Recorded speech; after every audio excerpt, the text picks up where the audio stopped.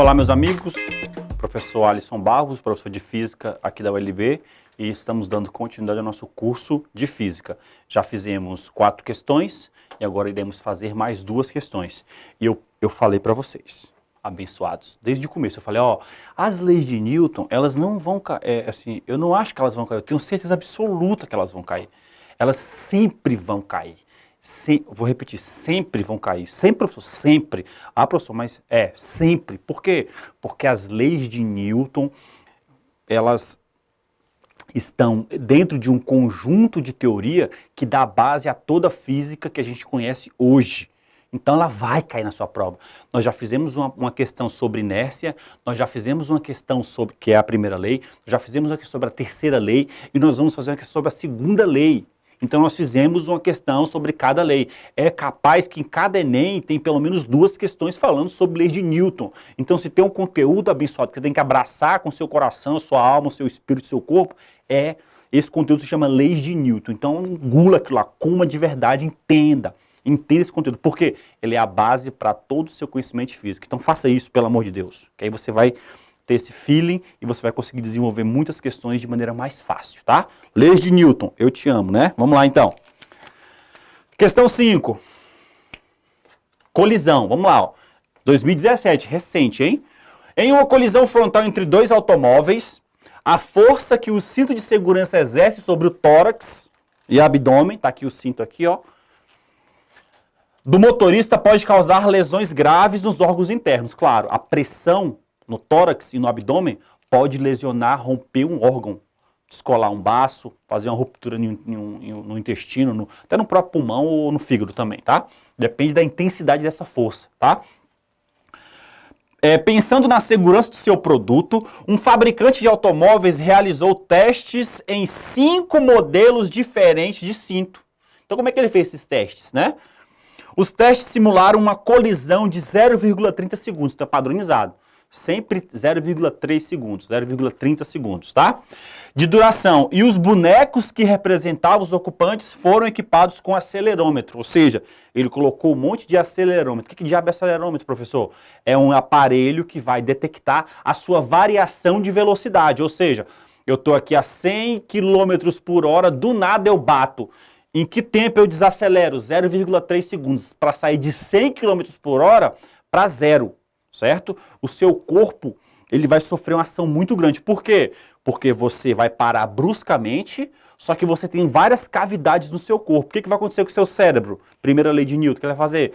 O corpo em movimento permanece em movimento. O seu cérebro pode continuar em movimento e pode colidir com a tua caixa craniana. Aí você tem uma lesão no cérebro, um TCE, um traumatismo crânioencefálico, por exemplo, tá? Por exemplo, certo? Então é importante fazer esse tipo de estudo, para a gente evitar esses tipos de situações. Então o acelerômetro vai servir para isso, tá? Para a gente mensurar essa variação de velocidade que o nosso corpo vai sofrer. O nosso corpo é sensível a isso, tá? Esse equipamento registra o módulo da desaceleração do boneco em função do tempo, tá? Os parâmetros como massa do boneco, dimensões dos cintos e velocidade imediatamente antes e após o impacto foram os mesmos para todos os testes. Ou seja, o boneco é idêntico, a largura do cinto é a mesma. Fica pensando, se o cinto fosse mais fininho, ia machucar mais? Ia. Se o cinto fosse mais largão, ia machucar menos? Ia ter mais contato, ia distribuir mais a força. Então eles mantiveram da mesma espessura, da mesma largura do cinto, tá? E tudo igual, ficou tudo igual, certo? Dimensões e velocidade, ou seja, ele saiu da velocidade inicial, vamos imaginar, 0, para uma velocidade antes da colisão de 100 km por hora. Se manteve tudo constante. Ele deu essa facilitada para a gente. Isso aqui caracteriza o sistema ideal.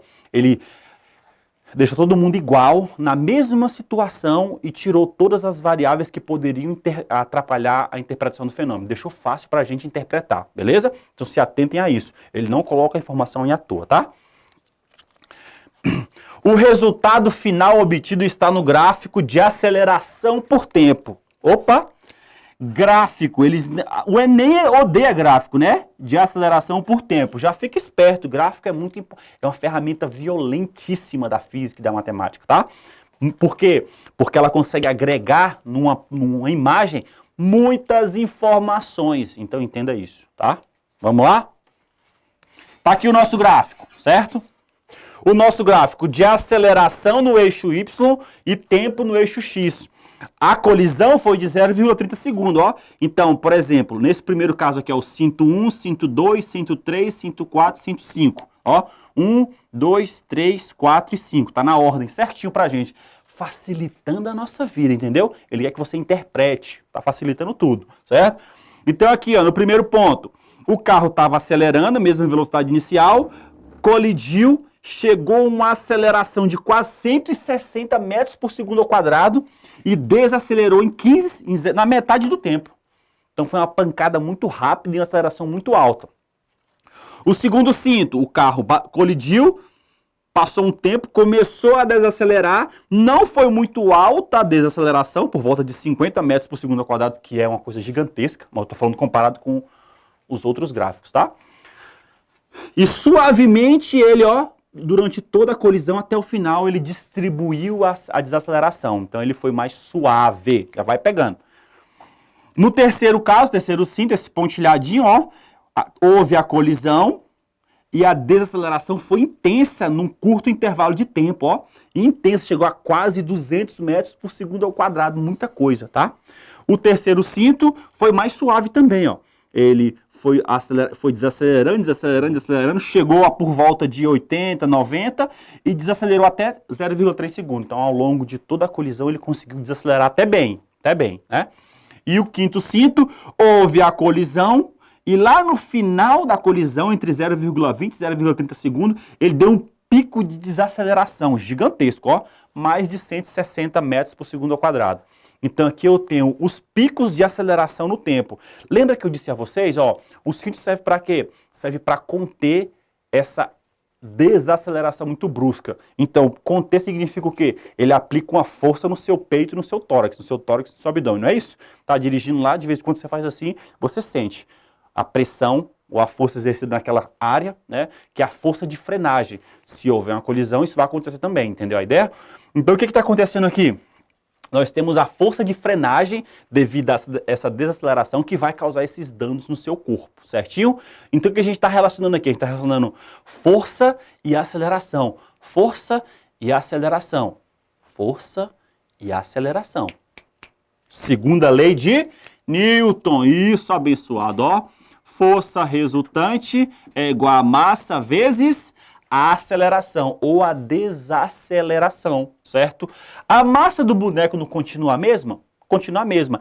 É essa força aqui, professor, de desaceleração, de frenagem, que eu preciso absorver se acontecer um acidente. Então quer dizer, professor, que quanto menor essa força no meu tórax, menor vai ser a possibilidade de lesão de algum órgão, não é isso? Claro, né? Essa é a ideia. Então o que acontece? A força de frenagem é a força que vai ser exercida no seu corpo. A massa continua a mesma, que é a sua, por exemplo. Então analise isso aqui, ó. Qual vai ser o melhor cinto? Um cinto que proporciona um pico de quase 200 de desaceleração ou um pico de 50 de desaceleração? Pensa aí. Aí tu fala assim, ô professor, peraí. A força resultante com 200 aqui vai ficar gigantesca no meu tórax. Exatamente. Isso é bom ou ruim? Muito ruim, né? Então vamos analisar agora.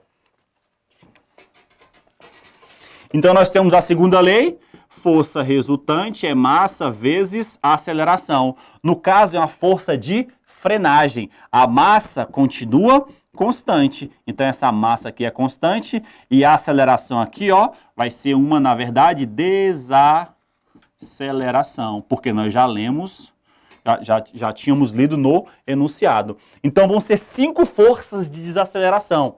Uma para cada cinto. Vamos calcular rapidinho? Ó, de forma bem singela. Ó, no primeiro cinto, a força, vou chamar de 1 também, ó, é a sua massa vezes o pico de aceleração, mais ou menos 160. Essa vai ser a minha força. A sua massa vezes a aceleração.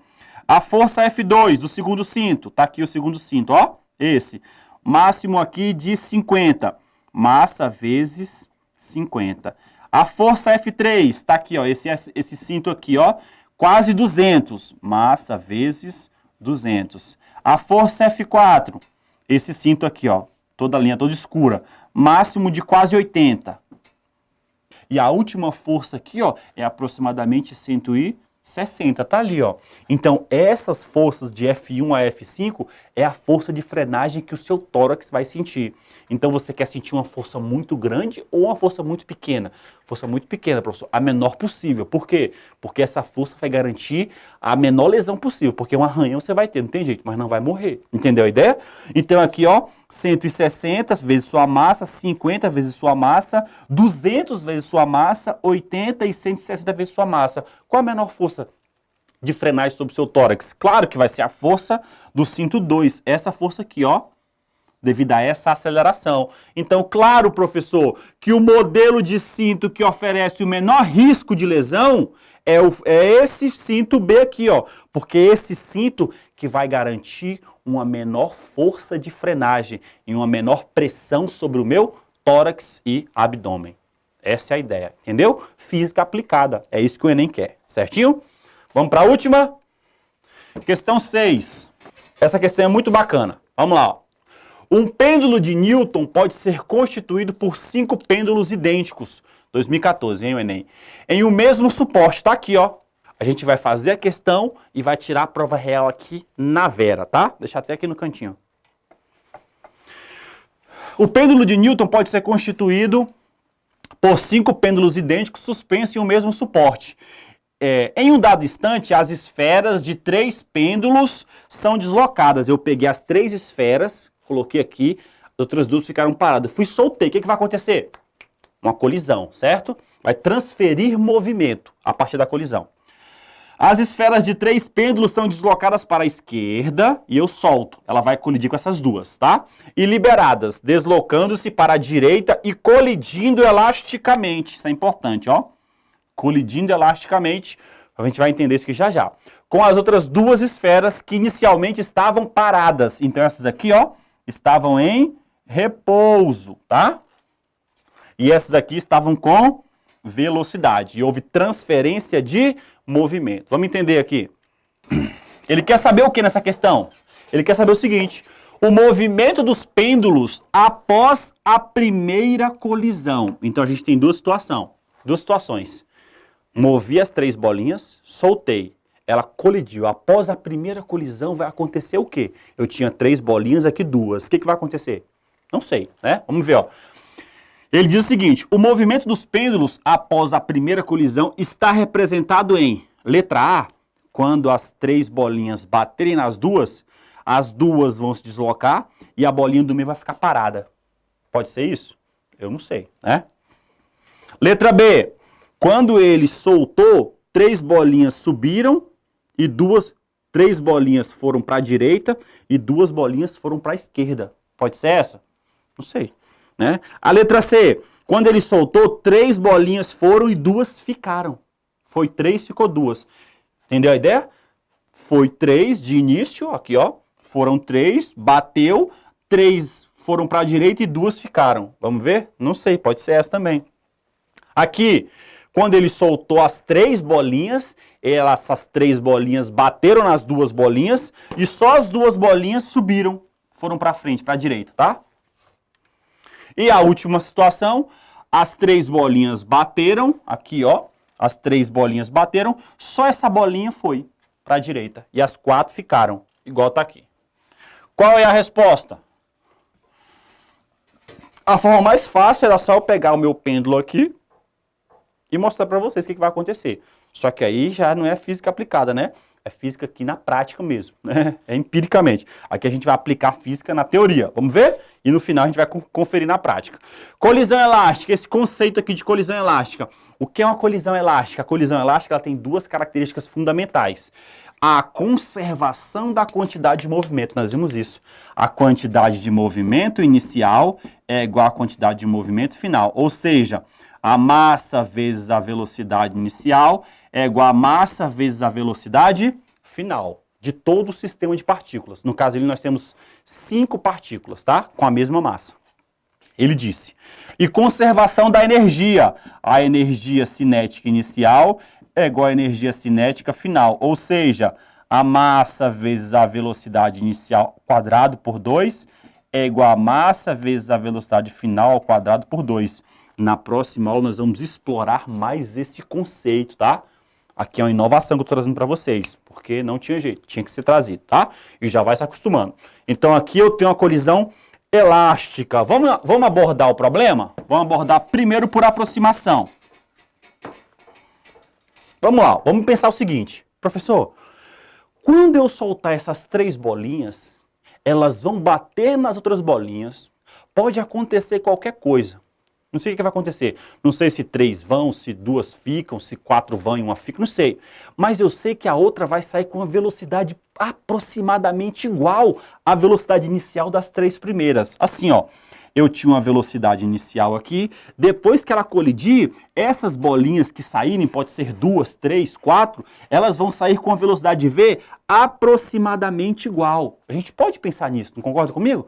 Velocidade aproximadamente igual. O que acontece aqui? É a primeira aproximação. Como nós sabemos que é uma colisão elástica, a quantidade de movimento inicial é igual à quantidade de movimento final.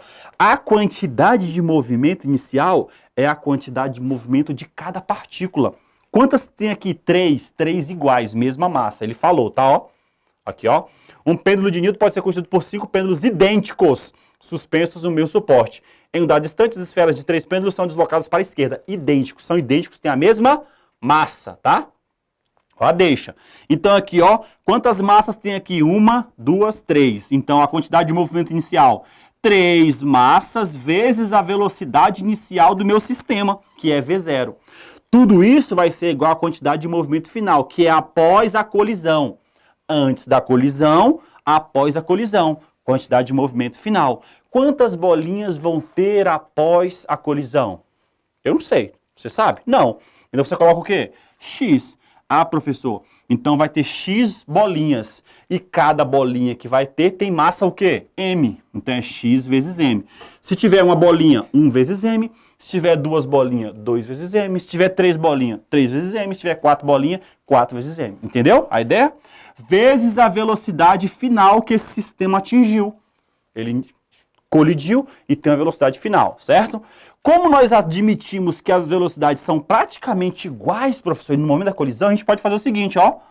Essa velocidade é praticamente igual a essa. Então, corta massa com massa e corta a velocidade inicial com velocidade final, porque você já sabe que elas são aproximadamente iguais logo após a colisão. Isso te faz entender o quê? Que o x é igual a 3. Opa, professor, peraí. X igual a 3 significa que após a colisão, 3 bolinhas vão se deslocar para a direita. Exatamente. Aqui a gente acabou de entender isso. Então quer dizer que vai acontecer isso aqui, professor? É. Nesse primeiro caso, que é o de aproximação, após a colisão, as 3 bolinhas vão se deslocar para a direita. Então a gente acabou de fazer por meio da aproximação, velocidade inicial igual a velocidade final. Isso nós concluímos que ao aplicar a quantidade de movimento, que é o princípio da conservação da quantidade de movimento, na colisão elástica, nós vimos que x é igual a 3, ou seja, 3 bolinhas se deslocam para a direita, tá? Pronto, a gente já sabe qual é a resposta, né? A resposta vai ser a letra... Cadê? Após a colisão, a resposta vai ser a letra C. Após a colisão, 3 bolinhas se deslocam para a direita. Beleza? Já sabemos. Vamos fazer agora usando outro conceito. A teoria cheia, plena, tá? Colisão elástica. Caso 2, de acordo com a teoria completa. Vai ser assim, ó. Já sabemos que são esferas idênticas e que a quantidade de movimento inicial é igual à quantidade de movimento final. Já fizemos essa continha, já, tá? Então aqui, ó, 3 vezes m vezes velocidade inicial, tá aqui, ó, 3 vezes m vezes a velocidade inicial, que é a quantidade de movimento inicial, vai ser igual a x vezes m vezes a velocidade final. Opa, corta, corta, vai ser 3 vezes 0 é igual a x vezes v. Em outros termos, vai ficar assim, ó, 3 dividido por x é igual a velocidade final dividido pela velocidade inicial. Pronto, já guarda isso aí, é a primeira informação. Qual outra informação que nós temos? Guarda isso aqui, ó, vou até colocar aqui, ó. 3 sobre x é igual a velocidade final por v0. Essa é a nossa primeira equação, no cantinho ali. Segunda equação, energia cinética. Numa colisão elástica, nós temos também a conservação da energia cinética. Isso quer dizer o quê, professor? Isso aqui, ó, energia cinética inicial é igual a energia cinética final. Ou seja, massa vezes velocidade inicial ao quadrado é igual a massa vezes velocidade final ao quadrado, tá?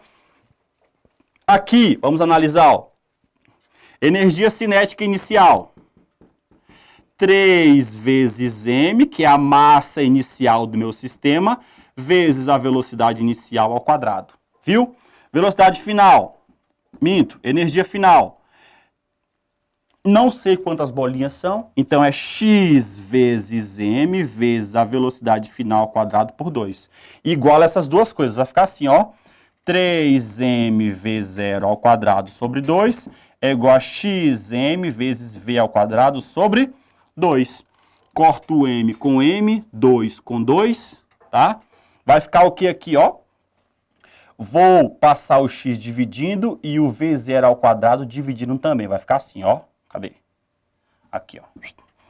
Vai ficar 3 sobre x é igual a v ao quadrado dividido por v0 ao quadrado, tá? Essa é a nossa segunda equação. O que eu faço agora? É igual às duas, tá?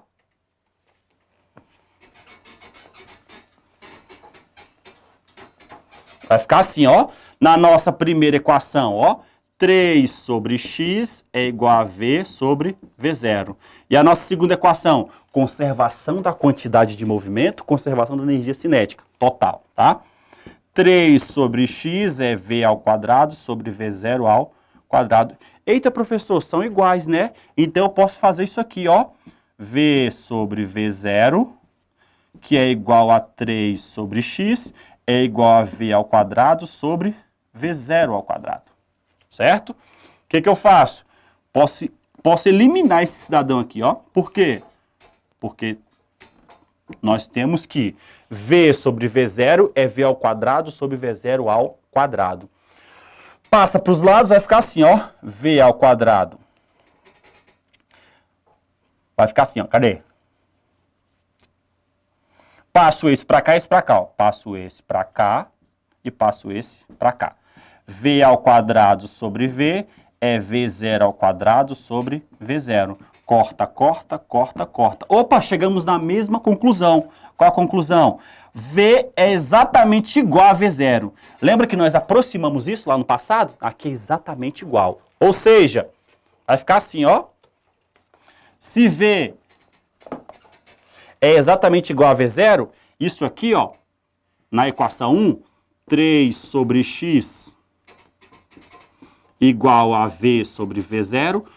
Se é uma fração de dois números iguais, vai dar quanto? 2 sobre 2, 1. 5 sobre 5, 1. 10 sobre 10, 1. São duas velocidades iguais, então a fração vai dar 1.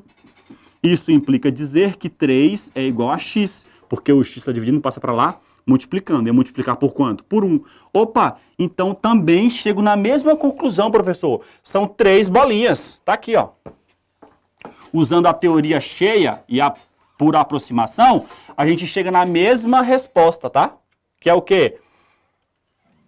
3 bolinhas. Aqui é a teoria cheia, não é nem a aproximação aqui, ó, teoria, tá? Então são 3 bolinhas que vão para lá, porque nós achamos também x igual a 3. Entendeu a ideia? Certinho? Então a letra certa vai ser qual? A letra certa vai ser a... Cadê? A letra certa vai ser a C. Desloca-se 3 bolinhas da esquerda, após a colisão, 3 avançam e 2 ficam. Certinho? Então a resposta certa é a letra C. Vamos ver? Para fechar, tá aqui ó, o exemplo. Eu tenho minhas 3 bolinhas, ó. Mesma situação, certo? O que eu vou fazer? Vou soltar minha mão esquerda e vou ver o que acontece. Perceba, vou soltar. 1, 2, 3 e... a primeira colisão. Viu? 3. 3, 3, 3. De novo, tá em repouso. Vou soltar no 3. 3, 2, 1. A primeira colisão. Viu? 3, 3, 3. Opa, Então, do jeito que nós fizemos, usando tanta aproximação como a teoria cheia, nós conseguimos, de fato, descrever o fenômeno físico que acontece na nossa frente, que foi o caso, tá? Então, a resposta certa é a letra B. Ao soltar as 3 bolinhas, tá aqui, ó. Ao soltar as 3 bolinhas, elas vão colidir com essas duas e das 3, uma fica colada e avança. Foi o que nós acabamos de ver. Então, 3, colide em 2, avança 3 e fica nessa troca. 3, 2, 3, 2, permanentemente até cessar o movimento. Até cessar a transferência de movimento e a energia dissipada em todo o fenômeno aqui, tá? Até entrar em repouso o pêndulo, igual tá aqui agora, ó. Pronto. Aí ele fica no repouso. Beleza? Então, agradeço a vocês pela atenção. Revisem esse conteúdo, reforcem essa matéria, porque vai cair na sua prova, abençoado, tá? Então, fiquem com Deus, estudem e se dediquem que vai dar tudo certo na prova do Enem, tá bom? Um abraço e até a nossa próxima aula.